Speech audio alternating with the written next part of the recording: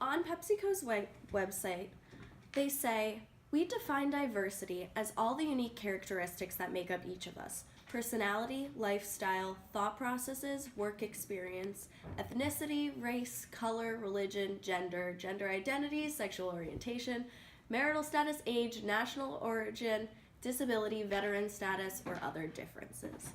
In order to support that belief for the company, they have a bunch of different programs currently in place.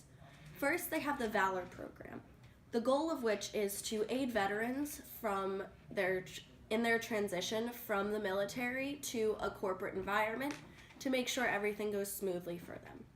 Another initiative they have right now is that in Colombia they have hearing impaired teams. Now, this is an innovative program of hearing impaired associates who are empowered to do their work, obviously, but also figure out what types of solutions they need as hearing impaired employees for Pepsi, and to create the solutions they need or bring those to management so they can get what they need to make themselves more productive. Finally, Pepsi has the law department policy for the selection of legal services.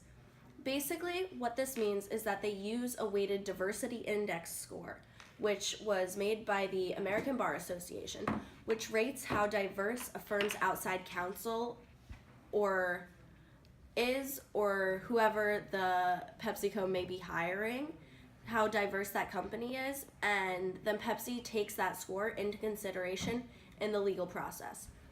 And this rating is based off specifically ethnicity, race, sexuality, gender identity, and gender. PepsiCo promotes a learning and effective diversity program, which is diversity that can enhance the quality of all the work we do. Learning and effectiveness means hiring diverse employees throughout and encouraging different perspectives. The advantages include innovation, retention, and engagement. PepsiCo follows a learning and effectiveness program because they believe people are their greatest asset. They work towards building a workplace to reflect their diverse consumers. They support and take seriously the different perspectives of all the different workers. They have a growing number of women leaders and a legacy of veteran hiring. They have diverse people among all levels of the company. PepsiCo CEO Ingenuity rose up to the top as a minority. Not only is she a woman of color, but she also possesses a diversity and a cultural background that not a lot of companies can have as a CEO. She's from India, and she promotes diversity and wants to expand the pool of employees to also be diverse within PepsiCo. PepsiCo has faced a lot of challenges when it comes to diversity initiatives. And one way has been through PR problems. They've received a lot of negative feedback, particularly from the Kendall Jenner ad, which aired in April of 2017. A lot of this harsh feedback was due to a lack of ideological diversity more than anything else. PepsiCo said afterwards that they were just trying to project a global image of unity, peace, and understanding. PepsiCo has also faced some issues when it comes to lawsuits. One in particular came on January 11th, 2012, when PepsiCo had to agree to pay $3.13 million and provide job offers to resolve a charge of racial discrimination. The Equal Employment Opportunity Commission revealed that more than 300 African Americans were adversely affected when PepsiCo applied a criminal background check policy, which disproportionately excluded black applicants from permanent employment. Under PepsiCo's former policy, job applicants who had been arrested pending prosecution were not hired for a permanent job, even if they had never been convicted of any offense. The 300 or so applicants that were denied employment would receive suitable job offers and a share in the majority of the $3.1 million. In addition, Pepsi would provide the EEOC with regular reports on its hiring practices and conduct anti-discrimination to hiring personnel. We suggest PepsiCo to be more transparent in its employee promoting process. This means to be transparent in both the policy and this operation.